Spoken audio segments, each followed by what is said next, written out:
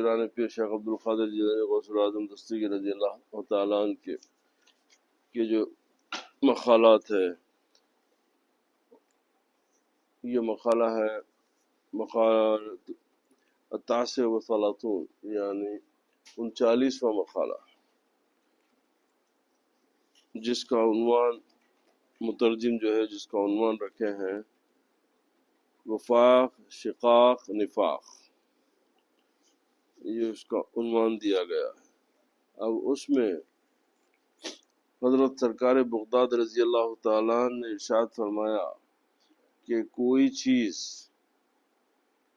چیز یعنی مال اور رزق، بلکہ ہر وہ مذکور راستہ، قول اور فعل، اور ہر پیشہ اور کام جس میں ہوائے نفس کا دخل ہو، یعنی جس میں آپ کا کہ نفس کو اطمینان، نفس کو خوشی نصیب ہو، نفس کا آپ کے اپنے نفس کی خوشی کے لیے جو کام کرتے ہیں، تو فرمایا کہ کوئی چیز یعنی یہ حکم خداوندی کے بغیر لینا، حکم خداوندی کے بغیر لینا گمراہی اور حق تعالی کی مخالفت ہے۔ اللہ، جو کہ صفائی وقت یعنی وقت کی صفائی، صحت حال اور حال کی مضبوطی صحت اور نورانیتی قلب سے باطن میں پیدا ہوتا ہے، جیسا کہ اولیاء کرام کے لیے ہوتا ہے، گویا کہ یہ مال وجود الہوا کی تفسیر ہے۔ ٹھیک ہے، تو پتہ کیا چلا کہ اللہ سبحانہ تعالی کی مرضی کے بغیر اپنے نفس کی خواہش، اپنی نفس کی تسلی کے لیے، خواہ وہ مال ہو یا رزق ہو یا کوئی بات ہو، کیونکہ بہت سارے لوگ بات خواہش کے لیے کرتے ہیں، بہت سارے لوگ بات اپنی علمیت بتانے کے لیے کرتے ہیں، بہت سارے لوگ اپنی ان کی حرکت و سکنا، مطلب یہ تمام چیزیں خدا کو ناراض کرنے والی نہیں۔ مومن انسان اللہ والا وہ ہوتا ہے کہ اس کا کلام بھی خدا کی خوشی کے لیے، اس کا بیان بھی خدا کی خوشی کے لیے، اس کا کھانا پینا ہر چیز اللہ سبحانہ و تعالیٰ کی خوشی کے لیے ہوتا۔ وہ کسی سے گفتگو کرے گا بھی تو اس کے لیے کہ بھئی میری گفتگو سے میرا رب خوش ہو، میری کسی کو تکلیف نہ پہنچے۔ تو اپنے نفس کی خواہش کے لیے کرنا بری بات ہے، ہر چیز اللہ تعالیٰ کی خوشی کے لیے کرنا یہ عبادت ہے، اپنے نفس کے لیے نہیں کرنا۔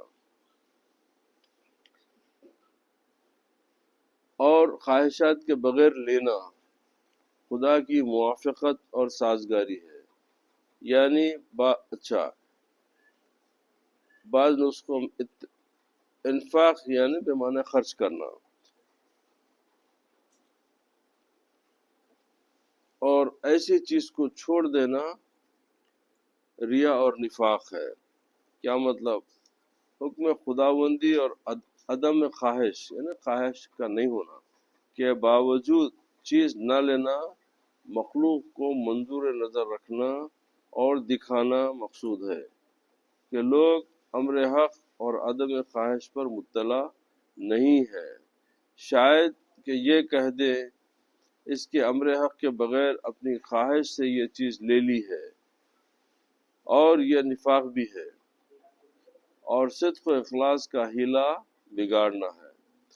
طالب صادق کو یعنی صحیح طلب کرنے والے کو چاہیے کہ جب صحیح نیت کی دولت میسر آ جائے تو لوگوں کی باتوں اور ملامتوں کا خیال کیے بغیر کام میں مصروف ہو جائے۔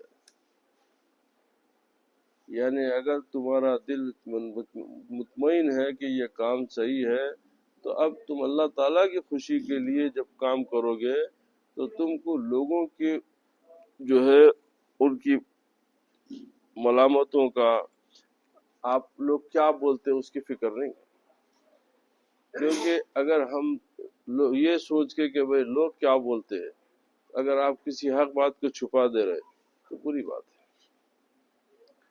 اور آپ یہ بات کہ آپ لوگ خوش ہونا اس وجہ سے اگر آپ کر رہے ہیں تو یہ بھی غلط ہے.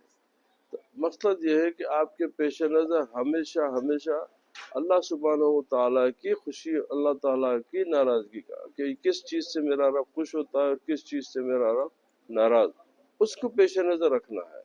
اگر ہم لوگوں کی باتوں کی پیش نظر رکھیں گے تو یہ آپ کے دین میں نقصان کا سودا ہے.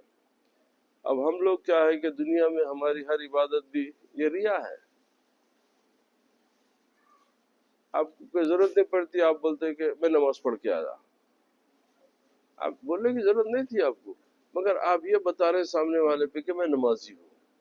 کیوں بولنا پڑا آپ کو؟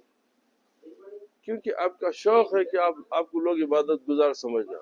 تو جو چیز تم خدا کے لیے کرے تھے وہ دنیا والوں سے تعریف چاہتے اس کی. جب کام خدا کے لیے کرے، خدا کے لیے کر لیے. اگر کوئی پوچھے تو بولے تو پھر چلو، پھر بھی واجبی ہے. مگر اکثر لوگ، بیشتر لوگ جو ہے بغیر پوچھے بتاتے میں نماز پڑھ کے آ رہا تھا، میں فلاں کام کر کے آ. تو یہ تمام چیزوں سے احتیاط کرنا کہ آپ کس لیے بتا رہے یہ بات. اگر آپ اپنے آپ کو نیک بتانے کے لیے بتا رہے ہیں، اپنے آپ کو اللہ کا خاص صالح بندہ، تو یہ دکھاوا ریا ہے. نہیں، جو کام میں اللہ کے لیے، اب کیا میں صرف اللہ کو بتاؤں گا؟ میرا رب دیکھ رہا کافی ہے. یہ دنیا والے دیکھنے نہ دیکھنے سے میرے کو کیا فرق پڑنے والا. تو دیکھیں مثال کے طور پہ کیا ہوتا کہ اگر آپ بہت اچھی طریقے میں بتاتا ہوں ریا کیا ہے. ریا بہت ساری مثالیں ہیں اس کی، مگر جو سیدھی مثال میں آپ کو سمجھا دے رہا ہوں. اب ایک دو دوست ہیں، روزانہ مسجد سے، روزانہ گھر سے نکل رہے فجر کے دن. تو دونوں کا سلام علیکم ہوتی، السلام علیکم وعلیکم، چلیے دونوں مسجد پہ جاتے ہیں، نماز ادا ہو جاتی، نکل کے آتے. ایک دن ایک شخص نہیں نکلتا، وہ دوسرا شخص چلے گیا مسجد کو. اس کے بعد میں اب وہ شخص جو ہے اب دوسرے شخص کو تلاش کر رہا. انہوں ملے تو بولے کہ ارے بھائی آپ کہاں تھے آج؟ صبح میں مسجد میں نہیں دکھے آپ میرے مسجد کو نہیں چلے میرے ساتھ. اب یہ پوچھنے میں کیا اس کو وہ شخص کی صحت دریافت کرنا تھا، اس شخص کی مجبوری معلوم کرنا تھا، یا یہ بتانا تھا کہ میں تو گیا تھا؟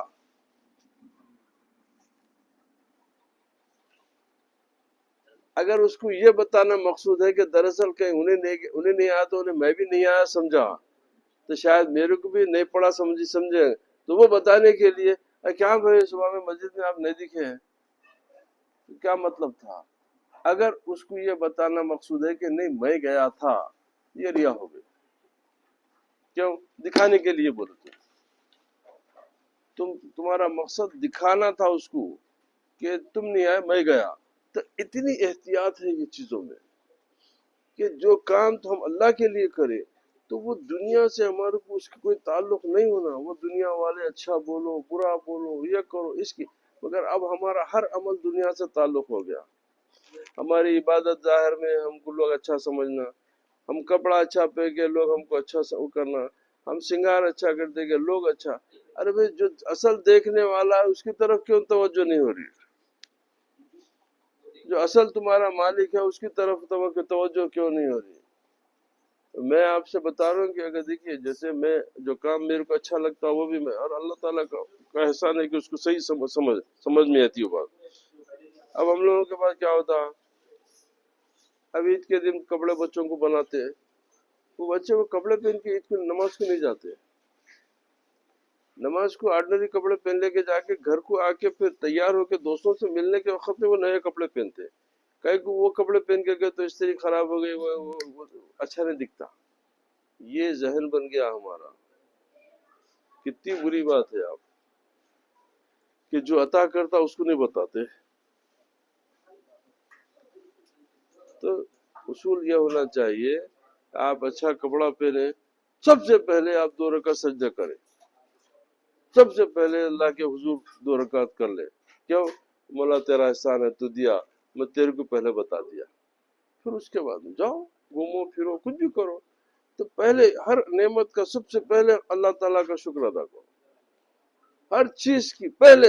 تو اس میں کیا ہوتا ہے، کم سے کم آپ حق ادا کر دیے۔ اب اس میں ریا ہے، وہ ہے، انشاءاللہ اللہ سبحانہ و تعالیٰ کرم فرا فضل کیا تو بعد میں جو ہے ہو سکتا ہے اس میں سدھار آ جائے، مگر کم سے کم ایک بنیاد ڈالو کہ بھئی میں اگر ملازمت کرا، تنخواہ ملی، لیتے سب سے پہلے الحمدللہ بولو، پیسہ ہاتھ میں آتے الحمدللہ بولو، کھانا کھا رہے ہیں بسم اللہ بولو، ختم ہوا الحمدللہ بولو، اچھی نعمت ملی سب سے پہلے خدا کا شکر ادا کرو، اللہ کی بارگاہ میں پیش ہو کے بولو الحمدللہ، شکر ادا کرو۔ تو اس سے کیا ہوتا ہے کہ اللہ تعالیٰ کا آپ سے ایک اخلاص، ایک طریقہ، ایک اس کا بننا شروع ہوتا۔ آپ بالکل ہی خداوند کریم کو بھول جائیں گے تو آپ کا معاملہ بگڑ جائے گا نا۔ اب ہمارا سب دکھاوا ہے آج کا، ہماری عبادتیں، ہماری جو بھی ذکر شغل، وہ سب ذکر ہے۔ کیوں؟ ہر ایک کی خواہش ہے کہ میں عبادت کرا تو میرے کو لوگ نمازی سمجھے۔ میں اب بات ضروری دھیرے دھیرے لوگ بولتے ہیں میرے کو تراویح پابندی سے پڑھنا ہے۔ کون پوچھے تھے آپ سے؟ آپ سے پوچھے کون تھے بھائی؟ آپ یہ بغیر پوچھے جو بول کے کیا بتانا چاہ رہے کہ میں تراویح پڑھتا ہوں؟ دکھاوا ہو گیا۔ اب گناہ بھی نہیں ہے مگر دکھاوا ہے، اس کا وہ سوا ختم ہو گیا۔ کیوں کہ جو چیز آپ اللہ کے لیے کر رہے تھے اس کی تعریف دنیا والوں سے چاہ رہے ہیں آپ۔ جو کام اللہ کے لیے کر رہے تھے اس کی تعریف دنیا والوں سے ہے۔ کتنی چھوٹی ذہنیت ہے آپ کی، دنیا والے کتنی تعریف کریں گے، کتنا سب آپ کو وہ کریں گے، جب انہیں نظر کرم کریں گا تو زمین و آسمان کے نعمتوں سے نوازیں گا۔ یہ باتوں کا جو ہے خیال کرنا بہت ضروری ہے۔ اب اسی کے اوپر حضرت جامی علیہ الرحمہ کے ایک شعر سے انہوں نے کرے کہ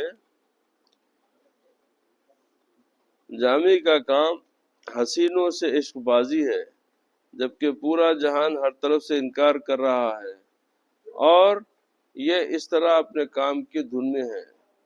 یعنی حسینوں سے عشق بازی وہ تو کہ آپ جا کے نظر لڑاتے بیٹھیں گے، نہیں ہے۔ حسینوں سے عشق بازی بولے تو دیکھیے تصوف میں عشق، جہاں عشق کا استعمال ہوتا تو وہ اللہ تعالیٰ کی ذات ہوتی ہے، اور جہاں حسن ہوتا وہ محمد رسول اللہ صلی اللہ علیہ وسلم کی بات۔ یہ ان کے اصطلاحات میں سے ایک اصطلاح ہے۔ تو اب حسینوں سے عشق کرنا تو مطلب یہ ہے کہ میں اصل سے عشق کرنے والا ہوں، میں نہیں ختم ہونے والے حسن سے عشق ہے میرا۔ تو وہ کون ہوتا؟ اللہ کی ذات۔ تو اب یہ اولیاء اللہ چونکہ وہ عشق میں مبتلا ہو جاتے ہیں تو لہذا وہی دھن میں رہتے ہو۔ اب اصطلاحات کی اب شاعری ہے، بہت بڑے شاعر اللہ کے عاشق رسول ہے، تب انہوں اپنی بات جب کرے کہ کار جامی عشق خوبان است ہر سو عالمی، میں کند انکار وہن جو نہ در کار خویش۔ تو اس طریقے سے جو ہے وہ بیان کرنے کا انداز ہوتا، کیونکہ سمجھنے کی بات یہ ہے کہ بھئی میں تو اللہ کے عشق میں مبتلا ہوں، میں تو اس سے عشق کرتے بیٹھا ہوں، اب یہ کام میں میرے کو ایسے دھن لگ گئی، اب کسی دوسرے کا خیال بھی نہیں ہے میرے کو۔ تو بندے کو چاہیے کہ ہر کام کو منسوب اللہ کی طرف کرے، ہر چیز کی نسبت آپ اللہ کی طرف کر دیں۔ نعمت ہے شکر اس کا، پریشانی ہے توبہ اس سے، ہر چیز کی طلب۔ تو اس میں کیا ہے کہ آپ کی بندگی میں اخلاص ہوتا، اور آپ کی بندگی میں پختگی پیدا ہوتی، اور اللہ سبحانہ و تعالیٰ سے آپ کے تعلق میں مضبوطی پیدا ہوتی، اور پھر وہ آپ کو دنیا اور آخرت دونوں مقامات کے اوپر آپ کے لیے نفع کا سودا ہوتا۔ وآخر دعوانا الحمدللہ رب العالمین، والصلاة والسلام علی سید الانبیاء والمرسلین وعلی آلہ وصحبہ واہل بیتہ الطیبین الطاہرین۔ اللہ سبحانہ و تعالیٰ صدقے میں نبی پاک کے، ان کی آل کے، خصوص میرے آقا میرے مولا سیدنا شیخ عبدالقادر جیلانی غوث العظم دستگیر رضی اللہ تعالیٰ عنہ کے غلامی کے صدقے ان کی باتوں کو سمجھنے، اس پہ عمل کرنے کی توفیق عطا فرمائے۔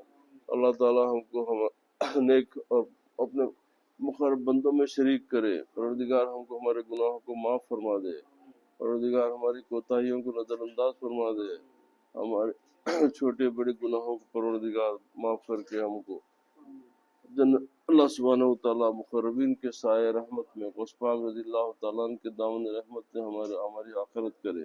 وآخر دعوانا الحمدللہ رب العالمین.